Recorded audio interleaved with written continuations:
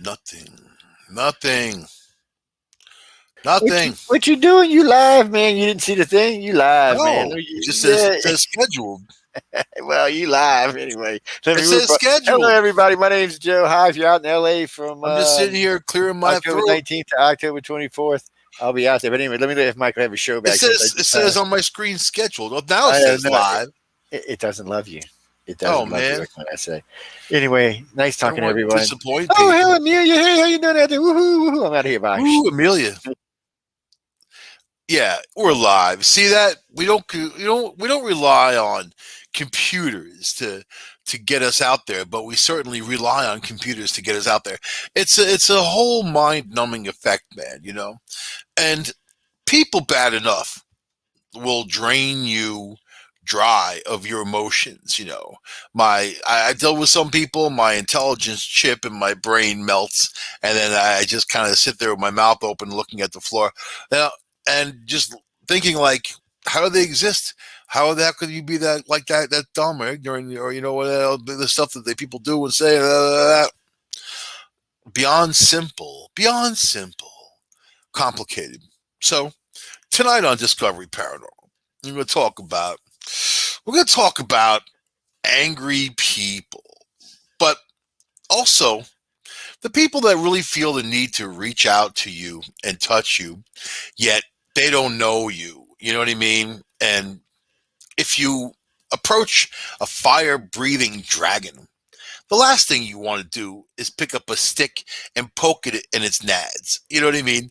And it's just kind of an irritation that's going to bring all kinds of fire and pain and teeth and claws and misery.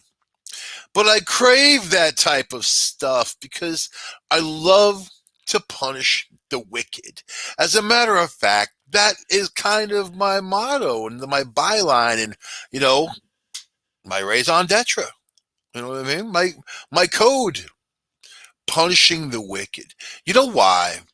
Because I had been tortured by those people growing up, and nobody was there for me or my mom. And that's the deal. And I think that if you can, you should. If you go out there and you see something that you need to fix, hey, if it's on your path, you go to it and do it, right? And that's looking out for your fellow man. So there are some people that put just a bad taste in my mouth. I don't like liars, fakes, and Satanists, man. And I have to say it in that order because when I say Satanist, it's a very loose term. I'm not all pushing everything on Satan. It's these sleazy, slimy little people that think they are, and they're motivated by other people's misery.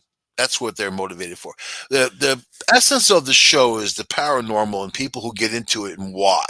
Why you're hunting UFOs and looking for them, Certainly, out of all these encounters people have written down, talked about, and testified of UFO encounters, person to person, you know what? Doesn't sound very good. Doesn't sound like they took you up in the ship and you had a great time. Came back and then you're all A-OK. No. Sounds painful, horrifying. There's anal probing going on. There's all kinds of just really messing with you type of stuff. Like my last relationship. You know what I mean? It's almost identical, except I got away. These aliens really can get away. They put a chip in you and they follow you around.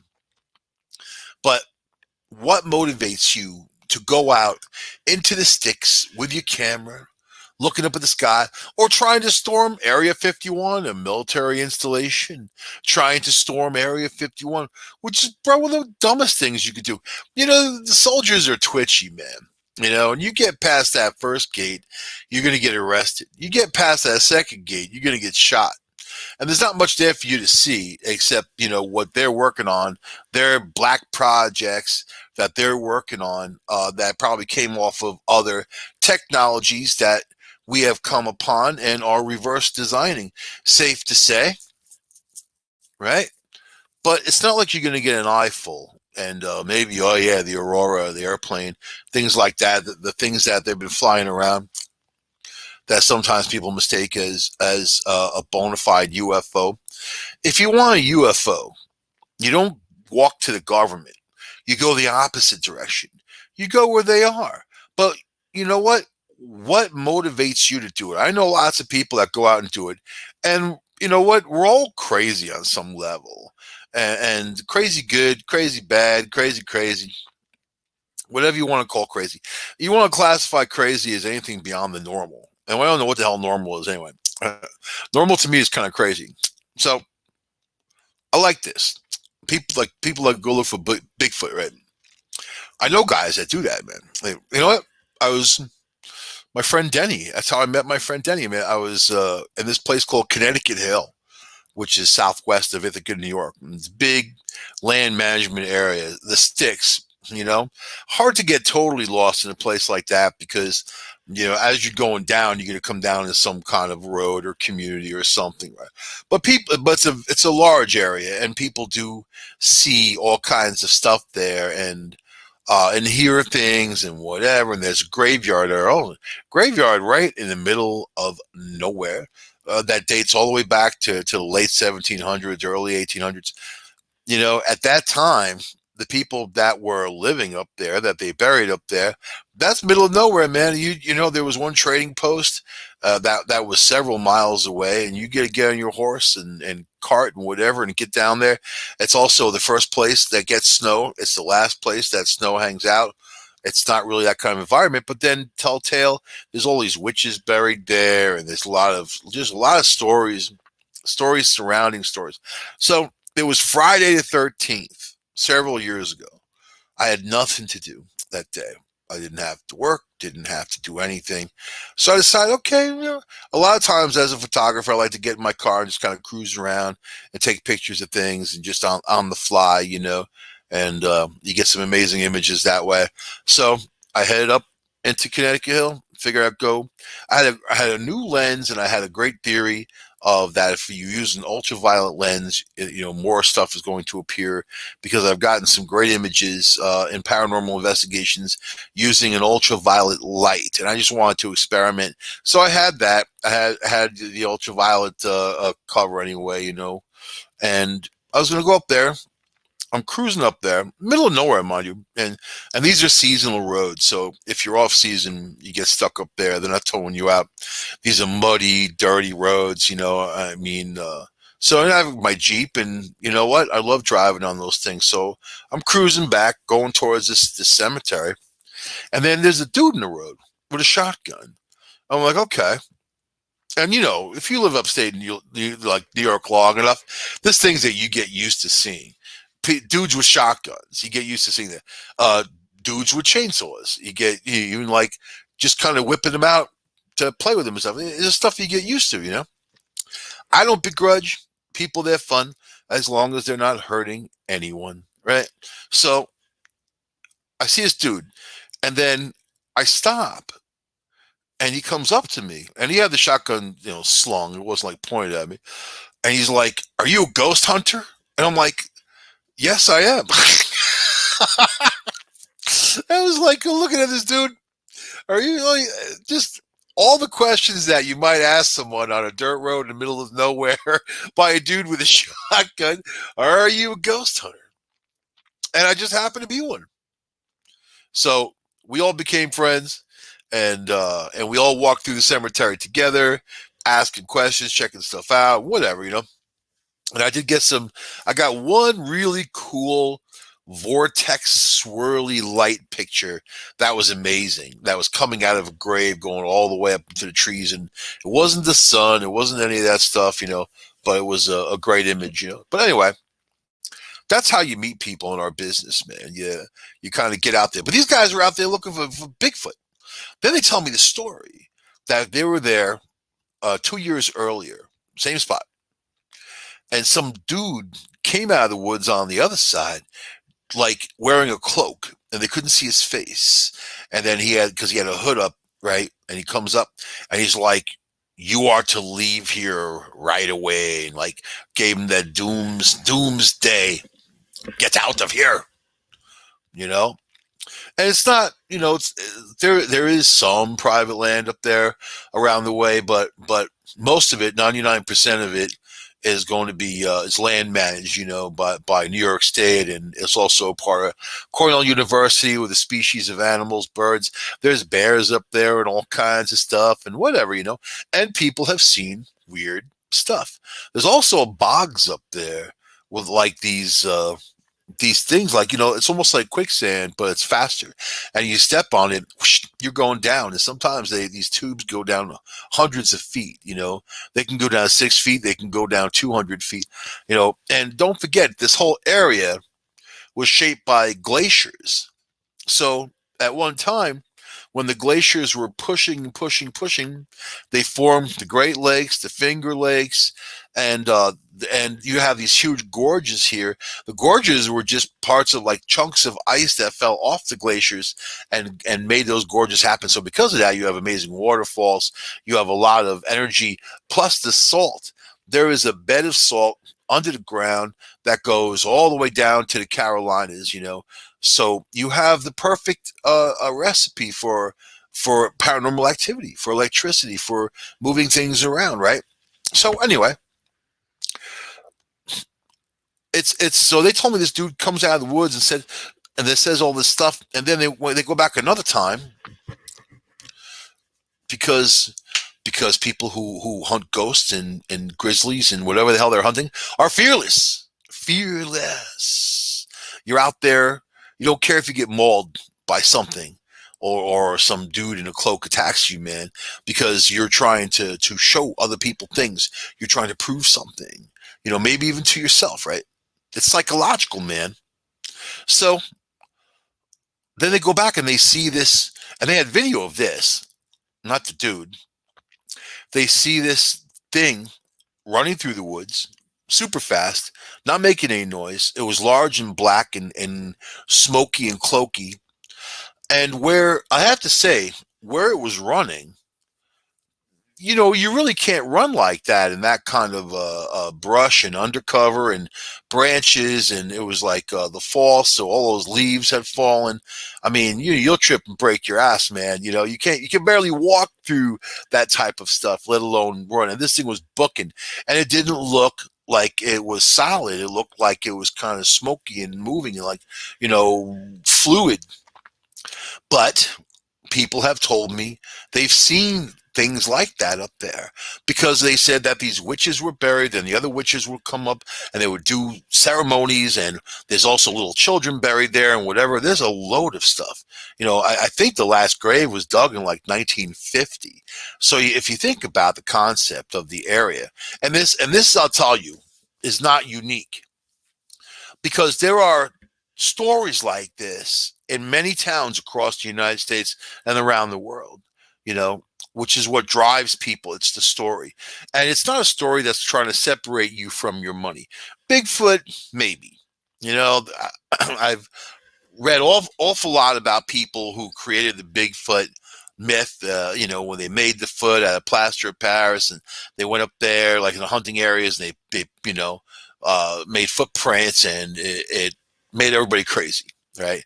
And then people flock to the area like people do, right? And then they buy all kinds of stuff. That's humans, That happens all the time with religion. Every time someone sees like the vision of Mother Mary or Jesus, they flock there, even if it's like a piece of toast, They flock there, and then you have all these vendors around there selling their wares because there's people there, right? It's kind of one of the ugly parts of humanity, So I know that I know a lot of people that have been up there. Granted, they're up there partying, drinking, smoking, whatever the hell they were doing, and then they see stuff or whatever, hear stuff. That's fine.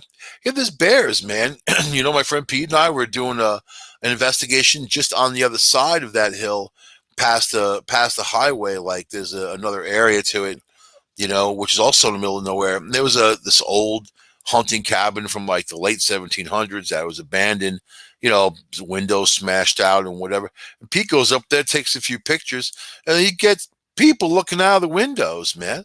Not just one or two, there was three. There was like a young boy, there was a girl, and then there was a dude. So I'm like, all right, we got to go back there. And then, even cooler, he knows his hunters, this guy and his son who were in that area. And then the hunter was, they were walking out of the woods going past his cabin. The father got frozen solid. Something grabbed him, something like got him. They couldn't even talk.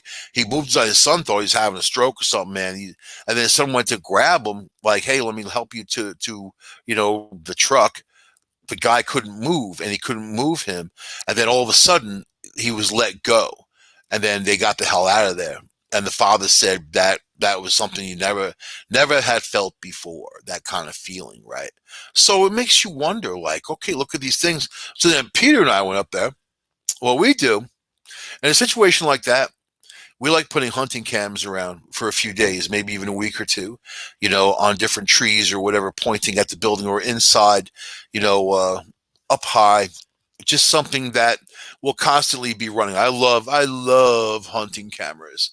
I'm not a hunter, man, but I love hunting cameras because they have you got to buy a good one. They have to have a good PIR sensor, which is the sensor that gets triggered if there's motion around. And you want a PIR sensor that is way less than 1 second trigger time. So you want to be able to take a whole row of pictures in less than a second, preferably a quarter of a second or half a second. As soon as it gets that motion, a quarter of a second later, it starts laying down pictures. Blah, blah, blah, blah, blah, blah, blah.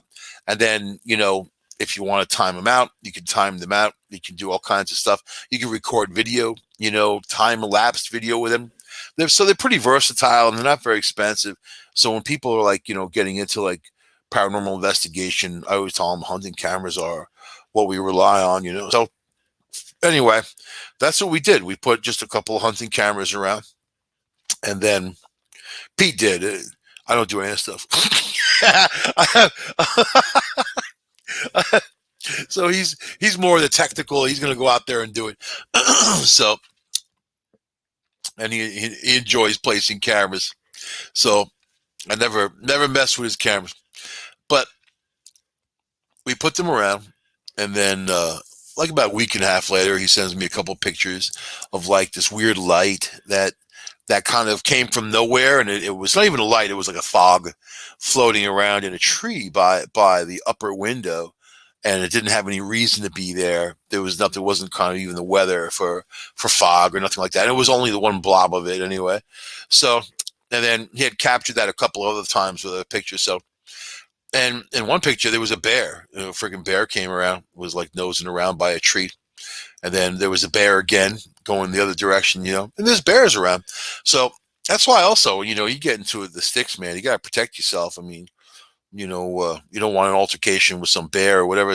I know some people that really go into abandoned places, and you never know what you're going to find in there. You can find people in there. You can find giant rats, especially if it's New York City. It's a giant raccoon or lizard man coming at you, or alligator, whatever, man. I'm from the city. You know what? I'm from the city, and my friend Bobby, his dad was he ran a backhoe. So like they excavated, they did all these dredging operations and whatever. And one time they drained Prospect Park in Brooklyn. And then as they were draining the water, they saw all these dead bodies like floating in the water, like the bobbleheads of these dead bodies from years and years and years of people like mob or whatever, whoever was giving them cement shoes and dumping them in the lake. And also they opened up a sewer line, and a white alligator came out. And they say that people bring him back as babies from Florida, kids or whatever, then they flush them down the toilet, and then they end up in the sewer. This is actually actual real thing that happens, not some like city myth. But you also got to watch out for the chuds, man. You know what I mean? Those human creatures, underdweller. They're all over the freaking place. But they live above ground. They're in the subways, basically, sort of above ground, above and below. So it makes you wonder about everything. And when you hear these legends and you hear the stories, and then the people who hear the stories go out looking for these things specifically, it doesn't matter if someone's partying. It matters that it happened. And I mean, you can party hard and not hallucinate or imagine things. If you have some wine coolers laughing with some friends, you're not going to be there hallucinating, But unless you're taking hallucinogenics or something. That's a whole. I don't listen to those people as much. You know, I like to think I'm ready to believe you. You know, if you have a story, like the Ghostbusters, like we're ready to believe you. But yeah, we went back into that situation. Let me tell you, man. You know, we use these lights that get triggered by PIR sensors and face them the opposite direction. They don't go on by themselves. These are high tech gadgets, man. This isn't some dollar store junk either. You know, and then they will go on. They will go on, and they'll go on if we ask people to walk. You know, spirits to walk in front of there, whatever they got to do. But we came out of that investigation with a lot of pictures, and you know, just very interesting stuff. And also, Pete fell through the floor, which was not good, man. So you got to be like really uber careful walking through old buildings that are just in decay. Plus, you never know what's going to fall on top of you, man. Like another instance up in Manchester, New York, you know, there was a train crash. You know, we went on the 99th year anniversary, the very day of that train crash. I had all the names of all the people, that 29 people that died in the train, had all their names. And I wanted to go to the gully, uh, which was a Canandaigua Lake outlet, where this train had went down. And it's a terrible story. They just put the new rail in, and the company that sold the rail to the railroad chinched out on the metal. So as soon as the train hit the metal, it splintered, and then the train, the trestle, everything kind of went right down to the gully head first. Imagine you talking about wood, steel, no safety, nothing. You know, we're talking about 100 years ago. Now, well over 100 years. So I want to go to the trestle. I want to go to the gully. And we brought this woman Tammy with us, who was pretty good psychic, man. She was spot on about a lot of things, and I like people who are accurate. But we took her along, and so we're down there in the gully, and she's picking up on a young girl. And then my intention was to go over by. There was a store that was now a deli, but before it was a furniture store, and that's where they stored the dead bodies. You know, I know about people getting their Reuben in that deli, thinking there was 29 dead bodies laying there in the basement for like a couple of days too. You know, they had to like pack them with ice until they can get enough people in to. I mean, think about it, back in the day, they didn't have so many coroners. You know, they didn't have so many funeral type of people that will come and do what needs to be done, right? So there was that going on. We went to the building, didn't really find anything. We're bugging out some locals who were looking at us, man, because this is funny. Rural New York, and we don't look like we belong there, we look like we absolutely the opposite belong there. Rural New York. So, but then I wanted to go to the Roundhouse, which is this area where they used to turn the trains. This train stopped there, and people got off. They used the services. So I'm like, bing! If they're gonna die in the gully, and they can move around, if they're gonna go back they usually go back to the place most familiar. Do you know that? This is what I've experienced. They go back to the place most familiar, or sometimes they go into a place closest to them and they're confused. They don't even know what they're doing, right? So in this case, we went to the Roundhouse, big 200,000 square foot building, the roundhouse. Trains would go in. There was a spindle that would turn the trains. They get on there and move them around to point them in different directions. And there was also the area that was, you know, basically where the trains would pull through and people would get off. So anyway, this is where the story came from. It was a guy that hit me up online, and he said they were partying, drinking beers, whatever, and a chain came flying at them from the middle of nowhere, and it hit the guy in his neck and his back, like his big chain, and it bugged them all out. And he said it wasn't even the fact that he got hit by a chain; it was the fact that the feeling. The feeling, which I always ask people, how do they feel? I'm like the Dr. Phil of the paranormal world, man. How does it make you feel? Because that's going to be more telling than the experience. If you see that shadow figure, if it's a person, you're gonna have a way different feeling than if it's not, and because your soul, your essence is absorbing that. It knows what's going on more than you do, you know. So you're gonna feel bugged out, or something's not right, or something is different, or I mean, there's all kinds of emotions you can feel around these things. So this is why we actually decided to go do it, and then I researched it and found out about the train and all that, and the rail, and the whole bit. So plus I had all the names of the people. So my intention was to go into the roundhouse, do the investigation, go to a common area and call out the names of the dead, right? Just to see what was going on. So another thing, I mean, this building had these ceramic tiles all the way up in the ceiling and huge ceiling heights. A lot of them had fallen and hit the ground, and these were heavy things. So, it's important to wear like hard hats in these places. It's important to protect yourself because you never know what the hell is going to happen, as you're going through there. So we went through there, and I was drawn to a certain area. We all ended up in this one place, shut all the lights off. Just the three of us standing around close together. And I was calling out to the victims of the train crash, and kind of saying, it was because of a rail that had broken, kind of giving them closure on why it happened. Because, when sudden death happens, you have to think in those circumstances, they don't know. And there's no way of them finding out unless someone tells them. This sounds silly. It's really how it goes. That a lot of times when people go into to clean a building, it's that closure that cleans it out. What I've experienced so far, anyway. But at one point, I was being interviewed not long ago about Discovery Paranormal and the shows that we have done, and of course you can see them on YouTube.com/Discovery Paranormal. But I that was one of the incidents that I felt most spookiest. Not afraid, but spooky. Where something's going around. At one point, and there was a little girl that called out to her mommy. She's like, "Mommy," and we all had heard it with our ears, and then we definitely had recorded it, and I have that recording, that EVP. Class A, right there, EVP. "Mommy," just like that. And we were like, whoa. At one point, and we had gotten to the point where the light was off for quite a while, and we were still kind of milling around. And there was outside lights here and there, so you can kind of see, but not as well.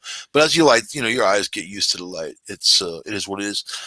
At one point, we're standing there, and I was talking to the majority, and so Tammy picked up about a dozen people that were around us, and she said they're physically surrounding us right now. And not only could you feel that, you can hear them shuffling in the dirt. The whole floor was like crud and dirt and whatever. You could and all of those tiles too. You can hear them. And that was like just such a weird, amazing experience, how it draws you in. And Tammy, was doing her best to cross people over. That's why we brought her, was to kind of finish the deal, right?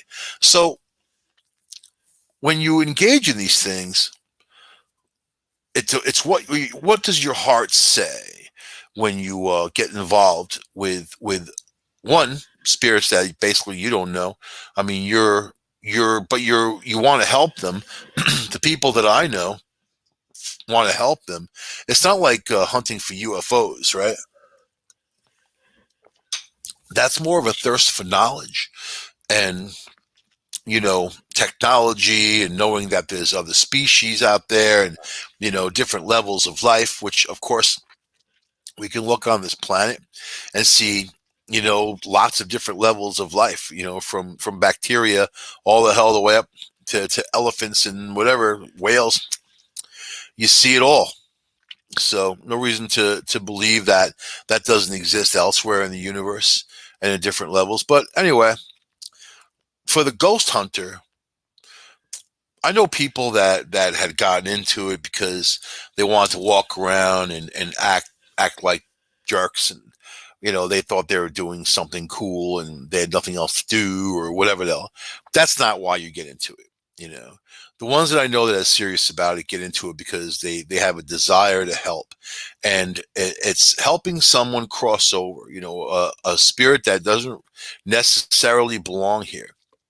I'm not talking about visitation type of stuff either. I'm talking about the people who are stuck. And for whatever reason, they're stuck. And sometimes they're confused. Sometimes they don't know they're dead. We have an EVP of a guy who fell in a well who said, "I'm not dead." He said, just like that, "I'm not dead." I heard that. Let me tell you, when you're when you leave an investigation and you have all this tape to go through, and you get home 4:35, 6 o'clock in the morning, whatever, right? You don't go to bed. The first thing you do is open up your computer and start going through evidence and whatever. And this can go on for quite a while, man. And also, when you do these investigations, it kind of pulls you into a different world. You don't feel quite right for a few days. You got to kind of level off, man. And but when you are awake at that time in the morning and everybody's quiet, the whole house is quiet, and then you got your headphones on and you're listening to these EVPs and you hear, "I'm not dead." That is some stuff right there. That is some stuff. And you know that you didn't say it, and you know the person you were with didn't say it, and there was nobody else around, you know. And we have so many that are amazing, just beyond that. So it shows you that they're there. It shows you that they're in, and it's not temporal bleed through like some people would say. It shows you that there's an intention for communication, especially when you're there to talk to them. I mean, that's not a normal thing, you know, for these spirits. And then a lot of times you have these idiots who go in, who cross their arms, and they'll act all tough, "Show yourself to me now." You know what I mean? They've got that thing, and they look like fools to me. They look like bouncers from the bar business from like the '80s, man. Like, and they act like it, and they're not. It's not a healing type of voice. It's not something that you're moving towards to have an outcome of transition and helping. It's something completely different when it's like that. So that's why these shows sometimes doesn't matter. It could be on my own network here, man. I think there are people that are disingenuous in what they do. It's my humble opinion, but in the same sense, I've observed enough and I've heard enough where when I hear people talk, especially about negative encounters, and they not only brag about it, I mean, they bask in it. They're gleeful in talking about these horrible negative things. And when I first moved up to Ithaca area, this area called the Commons, right, which was a bunch of stores and it was a street, and they decided to make it a sidewalk, which economically killed the whole area there. But there's these people who hung out, and they would do the vampire games at night. I don't know, I still don't know anything about it because it wasn't something I was interested in, but I met some of the people and they seemed they were kind of cool, whatever, you know very Celtic like. Very, very, very Renaissance fair type of people, and I like that type of group, man. I tend to hang out with intelligent people who are artists, and I like the vision, and I like to have good, positive, strong conversations. I don't know, even about politics and whatever. But there was a group within a group that called themselves the Wolf Pack, and then these were the guys who they say they did rituals and things to bring about negative energy, you know, the power of the dark side, bah, right? And those people always make me laugh because their dark side is really their backside. You know what I mean? And the power exists in the universe, the whole thing, and something that we don't understand. And it's about the energy. And if you want power, kindness and love will always conquer anything else that's trying to undo it. But when people are talking about terrible situations, and you know, situations where people had greatly suffered, and they're excited about it. They're animated. They want to tell you their story, and the very fact that they're doing it to try to make a buck has got to tell you something about them. Then, of course, if you converse with them, you realize they're not very intelligent. The way they don't use proper English, certainly, where like the people that don't know they're there and there, you know what I mean? Like they're the ones who kind of, you got to roll your eyes. And, you automatically know you can't learn anything from them. You automatically know that there's not something you can learn from them. So I kind of see them as parasites and nothing more, of just a nuisance, you know, bed bugs gone wild type of thing. And the more I hear about, the negativity that they push, the more I don't want to hear about it. You know what I mean? So, and we have a duty to ourselves and to each other to bring healing into this world and try to get away from the people that would do us harm or do other people harm or be gleeful while other people suffer or have suffered. You know what, the area I'm in right now, there was Sullivan's March. George Washington told General Sullivan to go up and decimate the Indian population. Native Americans, men, women, children, different tribes, all along the Finger Lakes, right? Along the shores of the lake. So here comes these troops. For years and years this went on. And then they basically scoured the lakes and they killed every Indian that they saw. Babies, it didn't matter. Do you think that kind of energy goes away? Maybe one day, but not so soon. And don't you think that that type of energy needs to be healed? That there needs to be, you bring about some kind of healing, and that comes with self-respect and respect of others. So when I hear these people talk, we'll call them Satanists, and it's kind of a funny word. I gotta stop saying that.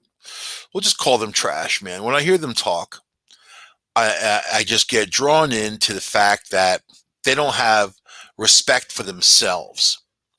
They weren't brought up right. There was stuff happened to them that went beyond and they of normal, where they couldn't process it in their brains, and this is what they become. And these, there are people I know that are over 50, man. I mean, they're already, there's no learning new things at that point. There isn't. I kind of feel like whatever you are is what you are. And it's hard to get away from that. You know, it's your core personality. So if someone's a liar, cheater, thief, they're going to be one tomorrow too. And the next week and the next month and the next year, they're going to be the same way. The people that have problems, like I'm talking about, we all got problems, right? There are people with nonstop problems, and we all know those people. And they're always asking for something or help or whatever, but nonstop. Even in the paranormal world, the people who invite in negativity because that's alluring to them for whatever reason, and then they end up biting off more than they can chew. And those very same people start screaming for help because they can't sleep at night because there's things walking up and down the halls and there's clawing at them through their beds and whatever with giant teeth and yeah. And I listen to those stories. Sometimes I think this person's nuts. This person's crazy. Or are they? Because that same person that was telling me those stories got the best evidence ever from his apartment of his aunt that had passed away, and there she was, a full body apparition, and she came around because she said she didn't like what he was doing, didn't like his lifestyle. Good. Judged from beyond. So, but there are people out there that would abuse everything and anything, and they have no problem doing it. And if you call them out on it, they start going crazy. And I love that. I can't tell you how much I love that. You ever see a cat play with a mouse until they kill it? It's a terrible thing to watch, but it's a nature thing. You know what I mean? And that cat's really enjoying itself. In fact, it's having such a good time. It's probably saying, "How can I prolong this? How can I keep this thing from not moving anymore, so I can have more fun watching it squirm?" Yeah, sometimes that's me. I'm not going to say it's not. It depends if you're battling for someone. I mean, there's people who come to me and they have all kinds of issues and whatever, and I'm happy to help people. You know, especially especially if it's a communication problem. And you got to clear up the communication. So we help the people on our path. We don't journey off the path to help people. We help the people on the path, right? And whatever comes across that path, it's your duty to do that. And you'll know it if you didn't do the right thing. Sometimes people choose what's easy over what's right, and they go the opposite direction, and they make a bad choice. That's lack of strength of character. But there are people out there who Lao Tzu described them as. They said there was 5 different types of people, and the lowest are like oxen, right? Putting them at the level of an ox. You know,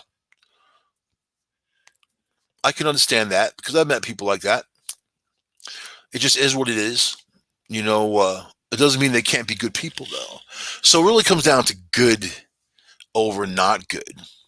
And I try not to say evil, but it does exist, doesn't it?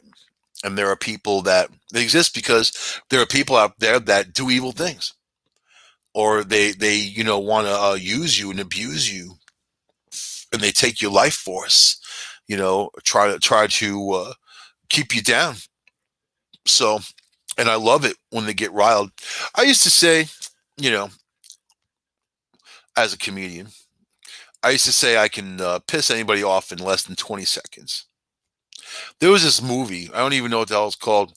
This dude on there who was a photographer, that his whole deal was to go out into the street and make people so mad that they want to kill him, man. And then when they get mad like that, screaming at him, he takes that picture for the raw emotion. There's something about moving that kind of energy around to make life better for others and try to flush that horribleness out of people.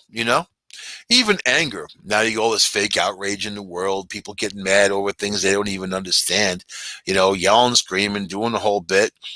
You know, they don't know, especially if you don't know your adversary. You know, you should just shut up, drink a tall glass of shut the F up, and move along and do your own thing, and don't worry about other people, because those other people could really, really ruin your day, week, month, year, decade, century, whatever. So just be kind. Be kind, man. Think about the kind words. Be kind to each other. Be kind to yourself. Forgive yourself, right? People that blame themselves for so many things. And it's hard to hear. It's hard to hear, because you try to let them know, well, these things aren't your fault.